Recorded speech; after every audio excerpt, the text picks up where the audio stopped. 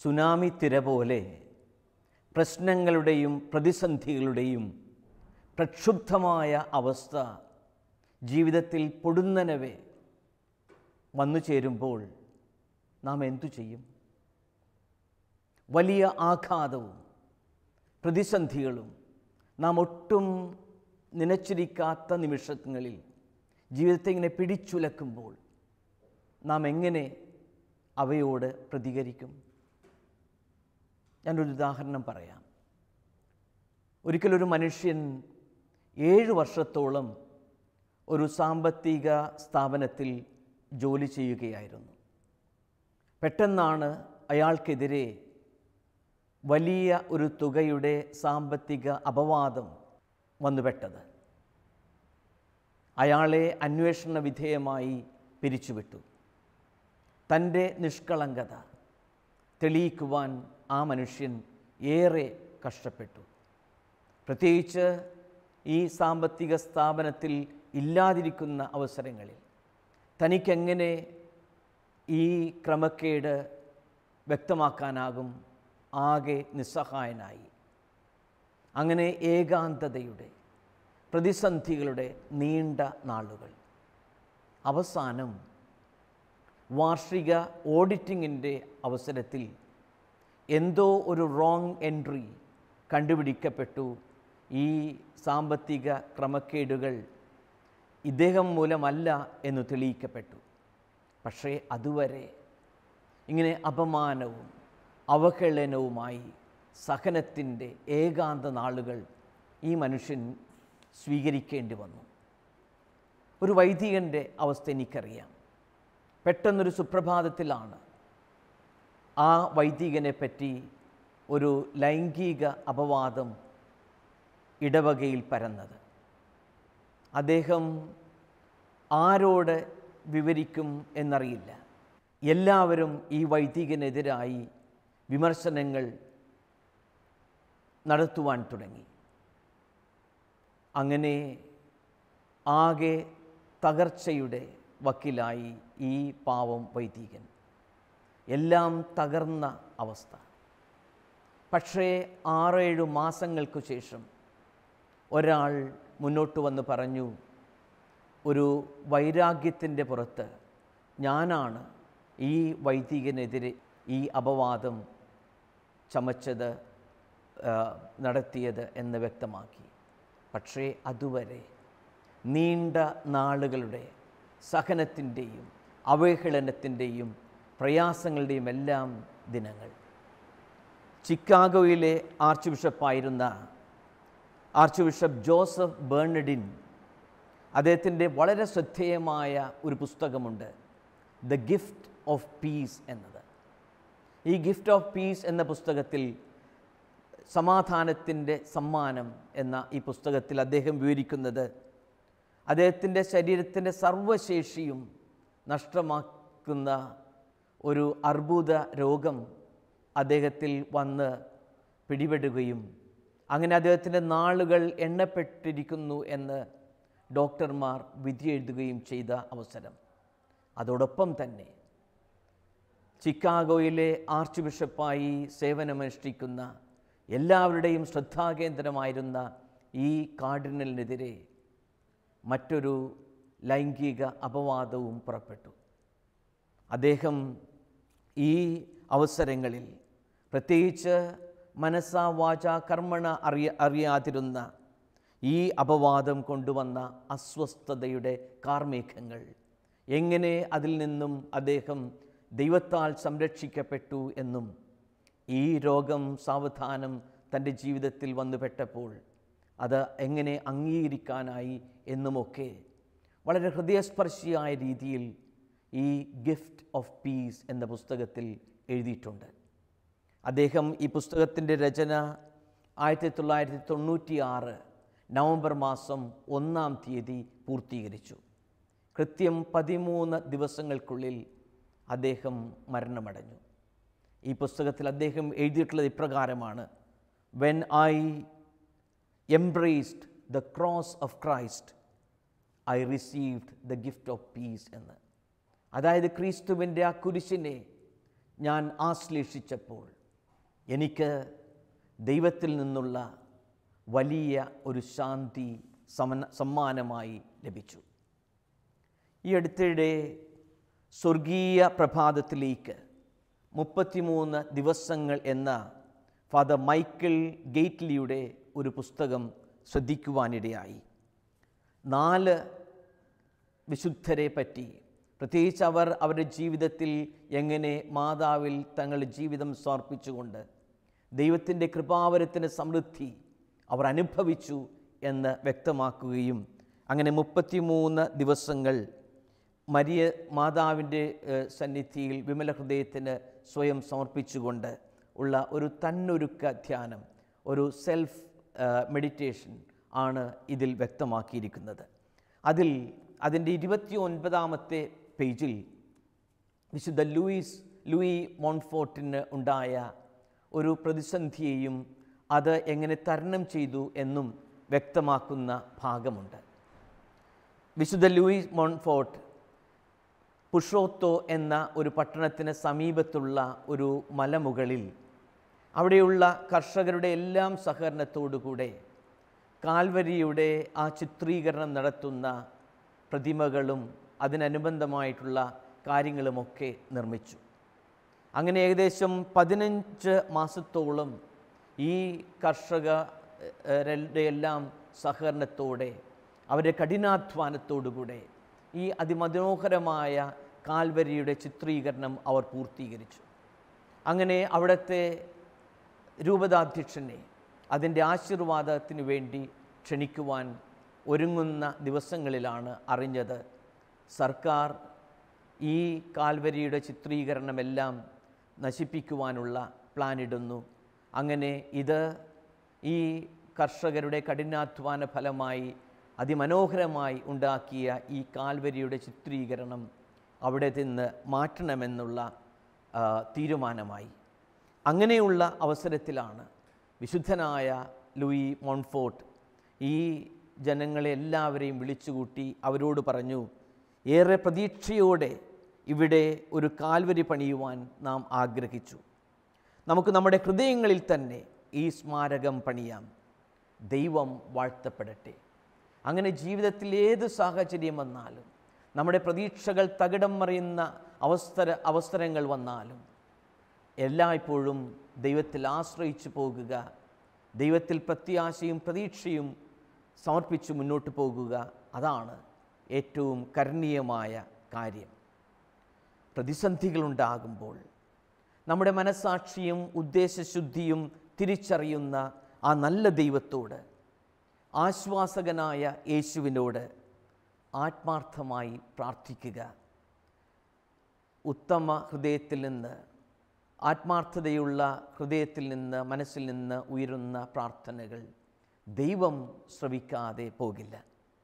ഒരുപക്ഷേ ഈ പ്രതിസന്ധികൾ ജീവിതത്തിലേക്ക് കടന്നു വരുന്നത് കൂടുതൽ ദൈവത്തിൽ ആശ്രയിക്കാനാകാം. ചിലപ്പോൾ ഇങ്ങനെയുള്ള പ്രശ്നങ്ങൾ ജീവിതത്തിലേക്ക് കടന്നു വരുന്നത് കൂടുതൽ വിവേകത്തോടുകൂടെ വ്യാപരിക്കുവാനുള്ള ഓർമ്മപ്പെടുത്തലാകാം. മത്തായിയുടെ സുവിശേഷം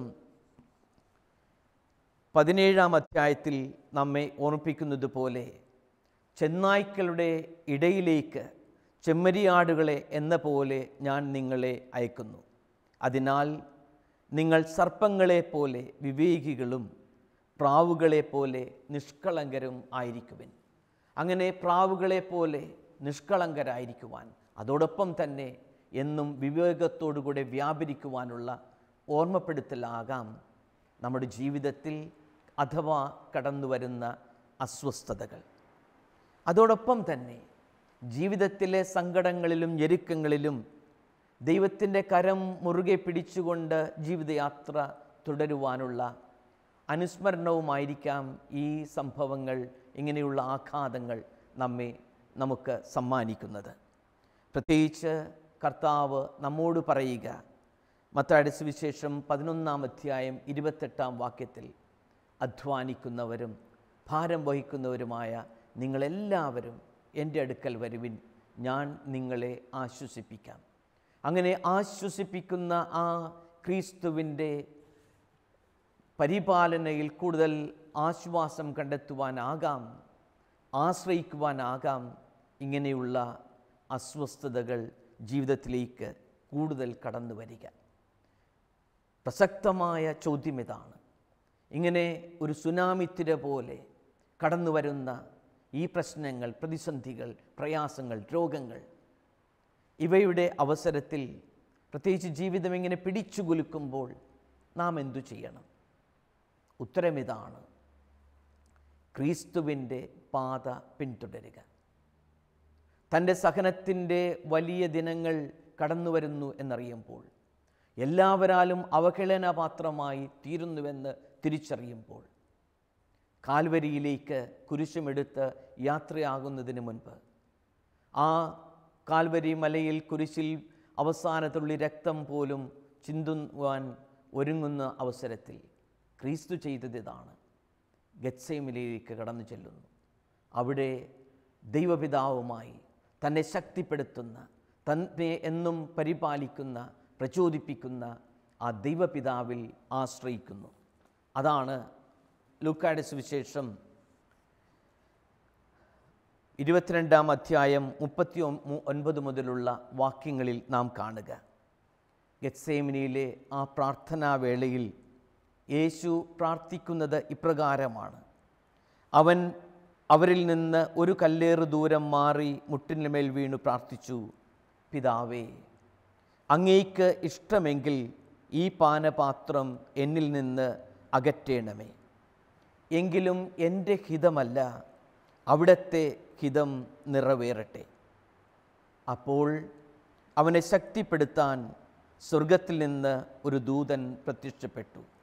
ലൂക്കായുടെ സുവിശേഷം 22-ാം അധ്യായം 43-ാം വാക്യം.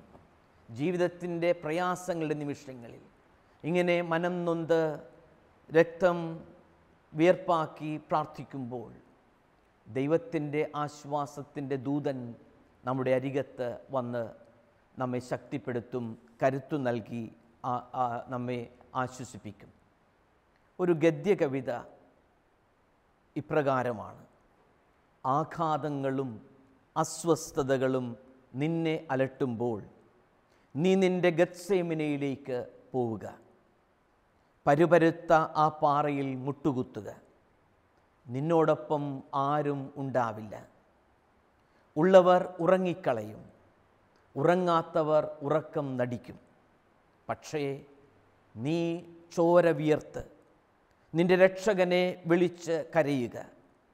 നിൻ്റെ നൊമ്പരങ്ങളുടെ കാസ എടുത്തു മാറ്റുവാൻ പറയുക. കാസ നിന്നിൽ നിന്ന് അകലുകയില്ല. പക്ഷേ ആർക്കും പകരാനാവാത്ത കരുത്ത് നിൻ്റെ ഹൃദയത്തിൻ്റെ കാസയിൽ വന്നു നിറയും. അപ്പോൾ നിൻ്റെ കുരിശുമെടുത്ത് കാൽവരി കയറാനാകും. ഉത്ഥാനത്തിൻ്റെ ആശ്വാസക്കുളിരിൽ നീ നിർനിമേഷനാകും. ജീവിതത്തിൻ്റെ നൊമ്പരങ്ങളുടെ അവസരങ്ങളിൽ ക്രിസ്തുവിൻ്റെ പാതയാണ് നാം തേടേണ്ടത്. റിച്ചാർഡ് റോർ എന്ന് പറയുന്ന ഒരു ഫ്രാൻസിസ്കൻ വൈദികൻ്റെ പ്രശസ്തമായ ഒരു പുസ്തകമാണ് ബ്രീതിങ് അണ്ടർ വാട്ടർ. പ്രത്യേകിച്ച് ആഴക്കയത്തിൽ ഇങ്ങനെ മുങ്ങിത്താഴുമ്പോൾ, ആ കയത്തിൽ പ്രയാസത്തിലാകുന്ന അവസരത്തിലും എങ്ങനെ ശ്വസിക്കണം, എങ്ങനെ ജീവിക്കണം എന്ന് പ്രചോദനാത്മകമായി പഠിപ്പിക്കുകയാണ് റിച്ചാർഡ് റോർ. അതിൻ്റെ ആദ്യ ഭാഗത്തു തന്നെ അദ്ദേഹം പറയുക ഇപ്രകാരമാണ്: Jesus was concerned wherever there was human suffering, spirituality and 12 steps എന്നാണ് ഇതിൻ്റെ ശീർഷകം. അതായത് ആധ്യാത്മികതയും 12 പടികളും. ബിൽ വിൽസൺ പ്രത്യേകിച്ച് മദ്യവിമുക്തർക്കായി രചിച്ച the big book of alcoholic anonymous, മദ്യവിമുക്തർ പാലിക്കേണ്ട ആ 12 സ്റ്റെപ്പുകളെപ്പറ്റി വിവരിക്കുന്ന ഈ പടികൾ റിച്ചാർഡ് റോർ പ്രത്യേകമായി എടുത്ത് യേശുവിൻ്റെ പ്രബോധനങ്ങൾ കൂടെ സമഞ്ജസമായി വിവരിച്ച് നൽകുന്ന ഒരു പുസ്തകമാണ് ഈ ബ്രീതിങ് അണ്ടർ വാട്ടർ. അതിൻ്റെ പ്രാരംഭ ഭാഗത്ത് അദ്ദേഹം പറയുക, wherever there was human suffering, Jesus was concerned about it now and what it's healing now. അതായത് എവിടെയെല്ലാം മാനുഷികമായ വേദന, നൊമ്പരം, സഹനം ഉണ്ടാകുന്നുവോ ആ അവസരങ്ങളിലെല്ലാം അപ്പോൾ തന്നെ അത് കരുതലോടുകൂടെ പരിഗണിക്കുവാനും അതിന് സൗഖ്യം കൊടുക്കുവാനും യേശു പരിശ്രമിച്ചിരുന്നു എന്ന് വ്യക്തമാക്കുന്നുണ്ട്. അങ്ങനെ ജീവിതത്തിൽ പ്രയാസങ്ങളും പ്രതിസന്ധികളും നിറയുമ്പോൾ ക്രിയാത്മകമായി അത് സ്വീകരിക്കുവാനുള്ള 12 പടികൾ, ഘട്ടങ്ങളാണ് ഇതിൽ വിവരിക്കുന്നത്. അതിൻ്റെ ആദ്യ അധ്യായം വിവരിക്കുക ദ പവർലെസ്നെസ്. ജീവിതത്തിൽ ഇങ്ങനെ സമ്പൂർണമായി ശക്തി ശോഷിച്ചു പോകുന്ന അവസരങ്ങളെ പറ്റിയാണ്. അങ്ങനെയുള്ള അവസരങ്ങളിൽ നാം എപ്രകാരം പെരുമാറണം? യെശയ്യാസ് പ്രവാചകൻ്റെ പുസ്തകം 38-ാം അധ്യായം 12-ാം വാക്യം ഇപ്രകാരമാണ്: ആട്ടിടയൻ്റെ കൂടാരം പോലെ എൻ്റെ ഭവനം എന്നിൽ നിന്ന് പറിച്ചു മാറ്റിയിരിക്കുന്നു. നെയ്ത്തുകാരനെ പോലെ എൻ്റെ ജീവിതം ഞാൻ ചുരുട്ടിയിരിക്കുന്നു. തറിയിൽ നിന്ന് അവിടുന്ന് എന്നെ മുറിച്ചു മാറ്റി. പകലും രാത്രിയും അവിടുന്ന് എന്നെ അന്ത്യത്തിലേക്ക് നയിച്ചു കൊണ്ടിരിക്കുന്നു. പ്രഭാതം വരെ സഹായത്തിനു വേണ്ടി ഞാൻ കരയുന്നു. ഒരു സിംഹത്തെ പോലെ അവിടുന്ന് എൻ്റെ അസ്ഥികളെ തകർക്കുന്നു. രാപകൽ അവിടുന്ന് എന്നെ അന്ത്യത്തിലേക്ക് നയിച്ചു കൊണ്ടിരിക്കുന്നു. അങ്ങനെ ജീവിതത്തിൻ്റെ നിസ്സഹായാവസ്ഥ അനുഭവിക്കുമ്പോൾ, ഈ ജീവിതത്തിലെ ശക്തിയെല്ലാം ചോർന്നു പോകുമ്പോൾ, ഞാൻ ആ ശക്തി ചോർന്നു പോകുന്ന അവസ്ഥയെ, എൻ്റെ ജീവിതത്തിലെ ക്ഷയത്തെപ്പറ്റി, പ്രയാസങ്ങളെപ്പറ്റി ഏറ്റവും പ്രഥമമായി അവബോധമുള്ള വ്യക്തിയായി തീരണം. റോമാക്കാർക്ക് എഴുതിയ ലേഖനം 7-ാം അധ്യായം 15-ാം വാക്യത്തിൽ നാം ഇപ്രകാരം വായിക്കുന്നുണ്ട്: ഞാൻ ഇച്ഛിക്കാത്തത് ഞാൻ ചെയ്യുന്നുവെങ്കിൽ അത് ചെയ്യുന്നത് ഒരിക്കലും ഞാനല്ല, എന്നിൽ വസിക്കുന്ന പാപമാണ്. അങ്ങനെ നന്മ ചെയ്യാൻ ആഗ്രഹിക്കുന്ന എന്നിൽ തന്നെ തിന്മയുണ്ട് എന്നൊരു തത്വം ഞാൻ കാണുന്നു. 17-ാമത്തെ വാക്യം: എന്നാൽ ഇപ്പോൾ അങ്ങനെ പ്രവർത്തിക്കുന്നത് ഞാനല്ല, എന്നിൽ കുടികൊള്ളുന്ന പാപമാണ്. എന്നിൽ, അതായത് എൻ്റെ ശരീരത്തിൽ നന്മ വസിക്കുന്നില്ലെന്ന് ഞാൻ അറിയുന്നു. ജീവിതത്തിൻ്റെ പ്രയാസങ്ങൾ, പ്രതിസന്ധികൾ, കുറവുകൾ, ബലക്ഷയങ്ങൾ എല്ലാം അംഗീകരിക്കുക. അതാണ് റിച്ചാർഡ് റോർ ഈ ബ്രീതിങ് അണ്ടർ വാട്ടർ എന്ന പുസ്തകത്തിൻ്റെ ആദ്യ പടിയായി നമ്മോട് പറയുക. ജീവിതത്തിൽ പ്രയാസങ്ങളുള്ളപ്പോൾ, ബുദ്ധിമുട്ടുകളുള്ളപ്പോൾ ആ പ്രയാസങ്ങൾ, നമ്മുടെ അസ്വസ്ഥതകൾ ആദ്യമായി തിരിച്ചറിയുക, അത് നാം അംഗീകരിക്കുക. മോസസ് ചെയ്തത് അതാണ്. പുറപ്പാടിൻ്റെ പുസ്തകത്തിൽ ദൈവം മോസസിന് ഈ ഒരു പുതിയ ദൗത്യം കൊടുക്കുമ്പോൾ മോസസ് പറയുന്നു, ഞാൻ ആരാണ്? എനിക്ക് എപ്രകാരം ഫറവോൻ്റെ അടുത്ത് ചെന്ന് ഇപ്രകാരം ഈ ജനതയുടെ മോചനത്തിനു വേണ്ടി പ്രവർത്തിക്കാനാകും? കർത്താവ് നൽകുന്ന മറുപടി, ഞാൻ നിന്നോട് കൂടെയുണ്ട്. അങ്ങനെ നമ്മുടെ ജീവിതത്തിൻ്റെ ഈ ബലക്കുറവിൻ്റെ അവസരത്തിൽ, ജീവിതത്തിൽ ഇങ്ങനെ അസ്വസ്ഥതകൾ നിറയുമ്പോൾ ആ അസ്വസ്ഥതകളെ അംഗീകരിക്കുക. ജെറമ്യായെ കർത്താവ് വിളിക്കുമ്പോൾ ജെറമ്യയുടെ മറുപടി, ഞാൻ കേവലം ഒരു ബാലനാണ്, സംസാരിക്കാൻ എനിക്ക് പാഠവുമില്ല. ജെറമ്യ പ്രവാചകനും തൻ്റെ പോരായ്മകളെ, തൻ്റെ കുറവുകളെ പറ്റി അംഗീകരിക്കുമ്പോഴാണ് ദൈവത്തിൻ്റെ കൃപാവരത്തിന് സമൃദ്ധി ആ മനുഷ്യരിലേക്ക് ഒഴുകിയിറങ്ങുന്നതും അങ്ങനെ കരുത്തനായി മാറുന്നതും. റിച്ചാർഡ് റോർ പറയുന്ന ഈ പ്രഥമ ഘട്ടം, ജീവിതത്തിൽ ഇങ്ങനെ അസ്വസ്ഥതകൾ നിറയുമ്പോൾ ബലക്കുറവുകളുണ്ടാകുമ്പോൾ, പോരായ്മകളൊക്കെ നിറയുമ്പോൾ, ബലഹീനതകൾ വന്ന് നിറയുമ്പോൾ പ്രഥമമായി നാം ചെയ്യേണ്ടത് ആ ബലക്കുറവുകളെപ്പറ്റി അംഗീകരിക്കുക എന്നതാണ്. രണ്ടാമതായി ഒരു ഡെസ്പറേറ്റ് ഡിസയറിങ്, അതിരുകളില്ലാത്ത ഒരു ആഗ്രഹം. ഇതിൽ നിന്ന് ഞാൻ വിമുക്തി പ്രാപിക്കണം, ഇതിൽ നിന്ന് എനിക്ക് സ്വതന്ത്രരാകണം, മോചനം അനുഭവിക്കണമെന്ന ആത്യന്തികമായ ആഗ്രഹം, അതിരുകളില്ലാത്ത മോഹം. അങ്ങനെ എൻ്റെ ബലക്കുറവുകളെപ്പറ്റി മനസ്സിലാക്കി അംഗീകരിച്ച് ഈ ബലക്കുറവുകളിൽ നിന്നും വിമുക്തി പ്രാപിക്കുവാനുള്ള ആഗ്രഹം തീവ്രമായി എന്നിൽ ഉയരുമ്പോൾ അടുത്തത് മൂന്നാമത്തെ സ്റ്റെപ്പ്, ദ സ്വീറ്റ് സറണ്ടർ. സന്തോഷത്തോടുകൂടെ ഈ ബലഹീനതകളെപ്പറ്റിയും പോരായ്മകളെപ്പറ്റിയുമെല്ലാം അംഗീകരിച്ചുകൊണ്ട് തന്നെ അവ ദൈവസന്നിധിയിൽ സമർപ്പിക്കാനാകണം. ഇസ്യാസ് പ്രവാചകൻ്റെ പുസ്തകം 55-ാം അധ്യായം 1-ാം വാക്യം മുതൽ, ദാഹാർത്തരെ നിങ്ങൾ എൻ്റെ അടുത്ത് വരുവിൻ. അങ്ങനെ ദൈവത്തിൻ്റെ ആ സന്നിധിയിലേക്ക് കടന്നു ചെന്ന് അവിടുത്തെ സന്നിധിയിൽ നിന്ന് നമ്മെ ആശ്വസിപ്പിക്കുന്ന ആ സാന്നിധ്യം അനുഭവിക്കാനാകണം. മത്തായിയുടെ സുവിശേഷം 7-ാം അധ്യായം 7 മുതൽ 8 വരെയുള്ള വാക്യങ്ങൾ കാണുക. നിങ്ങൾ അന്വേഷിക്കുവിൻ, നിങ്ങൾ കണ്ടെത്തും, മുട്ടുവിൻ, നിങ്ങൾക്കായി തുറക്കപ്പെടും.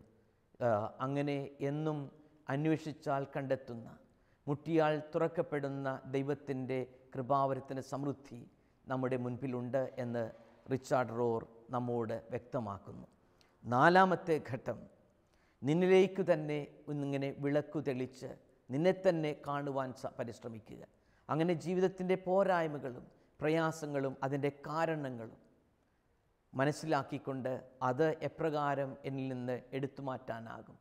ആദ്യം നിൻ്റെ കണ്ണിലെ തടിക്കഷ്ണം കാണുക. മത്തായിയുടെ സുവിശേഷം 7:4-5. അപ്പോൾ നമുക്ക് കൂടുതൽ കാഴ്ച കിട്ടും എന്ന് റിച്ചാർഡ് റോ ഇങ്ങനെ വ്യക്തമാക്കുന്നു ഈ വിശുദ്ധ ഗ്രന്ഥഭാഗം വ്യാഖ്യാനിച്ചുകൊണ്ട്. അങ്ങനെ ജീവിതത്തിലേക്ക് തന്നെ തിരിഞ്ഞുകൊണ്ട് ജീവിതത്തിൻ്റെ പോരായ്മകളെ മനസ്സിലാക്കി അതിൻ്റെ വേരുകൾ തിരിച്ചറിയുവാനും പിഴുതെറിയുവാനും റിച്ചാർഡ് റോർ ഈ ബ്രീതിങ് അണ്ടർ വാട്ടർ എന്ന പുസ്തകത്തിൽ വ്യക്തമാക്കുന്നു. അഞ്ചാമത്തെ ഘട്ടം, അക്കൗണ്ടബിലിറ്റി ഈസ് സസ്റ്റൈനബിലിറ്റി, നിലനിൽപ്പിനായുള്ള സുതാര്യത. ഈ പോരായ്മകൾ തിരിച്ചറിഞ്ഞുകൊണ്ട് അവ എന്നിൽ നിന്ന് എടുത്തു മാറ്റുവാൻ, എന്നിൽ നിന്ന് വ്യക്തമായ രീതിയിൽ നിന്നും വിമുക്തി പ്രാപിക്കുവാൻ എനിക്കെന്ത് ചെയ്യാനാകും? പ്രത്യേകിച്ച് കത്തോലിക്ക മതത്തിലുള്ള ഏറ്റവും സുന്ദരമായ അനുഗ്രഹമായ അനുരഞ്ജന കൂദാശയുടെ ആവശ്യകത. അവിടെ എന്നെ തന്നെ തിരിച്ചറിയുവാനും എൻ്റെ പോരായ്മകൾ മനസ്സിലാക്കുവാനും ഈ പോരായ്മകളുടെ നാരായ വേരുകൾ തിരിച്ചറിഞ്ഞ് ഉന്മൂലനം ചെയ്യുവാനും എനിക്ക് സാധിക്കണം. പുസ്തകത്തിൻ്റെ 43-ാം പേജിൽ കൊടുക്കുക, someone has to be prepared to sit in the mercy seat and declare with authority that God forgives. ദൈവം ക്ഷമിക്കുന്നു എന്ന കാര്യം ഇങ്ങനെ ഔദ്യോഗികമായി പ്രഖ്യാപിക്കുവാൻ ഒരു വ്യക്തി പുരോഹിതനിലൂടെ ക്രിസ്തു തന്നെ സന്നിഹിതനായിട്ടുണ്ട് എന്ന് ഈ അനുരഞ്ജന കൂദാശയുടെ പശ്ചാത്തലത്തിൽ റിച്ചാർഡ് റോർ വ്യക്തമാക്കുന്നു. You cannot heal what you do not acknowledge. അപ്പോൾ അതിലേക്ക് നമുക്ക് സൗഖ്യം വേണമെങ്കിൽ ആദ്യം ആ സൗഖ്യത്തിൻ്റെ മേഖലകളെപ്പറ്റി തിരിച്ചറിയുകയും അത് അംഗീകരിക്കുകയും ചെയ്യുക. യേശുവിൻ്റെ പ്രബോധനങ്ങളിൽ 2 ഭാഗവും ക്ഷമിക്കുന്നതിനെ പറ്റിയും ക്ഷമയാചിക്കുന്നതിനെ പറ്റിയുമാണെന്ന് അദ്ദേഹം വ്യക്തമാക്കുന്നു. 6ഉം 7ഉം സ്റ്റെപ്പും ഇതേപോലെ തന്നെ ക്ഷമയുടെ മറ്റ് ഭാഗങ്ങളെപ്പറ്റിയാണ് റിച്ചാർഡ് റോർ വ്യക്തമാക്കുക. 8ഉം 9ഉം ഘട്ടം, ഞാൻ എൻ്റെ ജീവിതത്തിൽ ആരെങ്കിലും നൊമ്പരപ്പെടുത്തിയിട്ടുണ്ടെങ്കിൽ അവയെപ്പറ്റി വ്യക്തമായ ഒരു ലിസ്റ്റ് നമ്മുടെ മനസ്സിൽ തന്നെ അല്ലെങ്കിൽ എഴുതി തന്നെ തയ്യാറാക്കുക. എന്നിട്ട് ഹൃദയപൂർവ്വം അവരെ നേരിൽ കണ്ടും അല്ലാതെയും അവരോട് ക്ഷമിക്കുവാൻ, അങ്ങനെ ആ പ്രയാസങ്ങളിൽ നിന്ന് അസ്വസ്ഥതകളിൽ നിന്ന് നാം വിമുക്തി പ്രാപിക്കുവാൻ പരിശ്രമിക്കണം. സാമുവേലിൻ്റെ 2-ാം പുസ്തകം 12-ാം അധ്യായം 7-ാം വാക്യത്തിൽ നാഥാൻ പ്രവാചകൻ പറയുക ദാവീദിനോട്, ആ മനുഷ്യൻ നീ തന്നെ. അങ്ങനെ നാഥാനിലൂടെ തൻ്റെ ജീവിതത്തിൻ്റെ പോരായ്മകൾ തിരിച്ചറിയുന്ന ദാവീദ് പറയുക, ഞാൻ തിന്മ പ്രവർത്തിച്ചു പോയി. അങ്ങനെ തിന്മകളിൽ നിന്ന് വിമുക്തി പ്രാപിക്കുവാൻ ഈ ഘട്ടങ്ങൾ നമ്മെ ഓർപ്പിക്കുന്നു. പത്താം ഘട്ടത്തിൽ പത്രോസ് തൻ്റെ വിശ്വാസ പ്രഖ്യാപനത്തോടുകൂടെ കർത്താവെ, അങ്ങ് എല്ലാം അറിയുന്നു, അങ്ങേ ഞാൻ സ്നേഹിക്കുന്നു എന്ന് പറയുമ്പോൾ കർത്താവിൽ നിന്ന് ലഭിക്കുന്ന മറുപടി, എന്നെ നീ അനുഗമിക്കുക. അങ്ങനെ ക്രിസ്തുവിനെ വിശ്വസ്തയോടെ പിൻചെല്ലുന്ന വ്യക്തികൾക്ക് ഈ കൃപാവരത്തിൻ്റെ സമൃദ്ധി ജീവിതത്തിൽ അനുഭവിക്കാനാകുന്നു. 11ാം ഘട്ടം നിരന്തരമായ പ്രാർത്ഥനയിലൂടെ വീണ്ടും നാം എന്നും ഈ സ്നേഹത്തിൻ്റെ ധാർമ്മികതയുടെ നല്ല പാതയിലൂടെ ചരിക്കുവാനാണ്. 12ാമത്തെ ഘട്ടം വരുമ്പോൾ ഈ ഞാൻ അനുഭവിച്ച മോചനം, വിമുക്തി, സന്തോഷം, സൗഭാഗ്യം അതിലേക്ക് മറ്റുള്ളവരെ കൂടെ കൊണ്ടുവരുവാനുള്ള ഒരു പ്രതിജ്ഞാബദ്ധതയാണ്. ഇങ്ങനെ അസ്വസ്ഥതകൾ നിറയുമ്പോൾ, സുനാമിത്തിര പോലെ പ്രതിസന്ധികളും പ്രയാസങ്ങളും കടന്നു വരുമ്പോൾ, എല്ലാറ്റിലുപരിയായി കാൽവരിയിലേക്ക് കടന്നു പോകുന്നതിന് മുൻപ് ഗെത്സേമനയിൽ പ്രാർത്ഥിച്ച ആ ക്രിസ്തുവിനെ പോലെ തന്നെ ദൈവപിതാവുമായി ശക്തമായ ബന്ധത്തിൽ ഏർപ്പെടുക. അങ്ങനെ ആ പിതാവിൽ നിന്ന് കൃപകളുടെ സമൃദ്ധി അനുഭവിക്കുക. നമുക്കൊരു നിമിഷം പ്രാർത്ഥിക്കാം.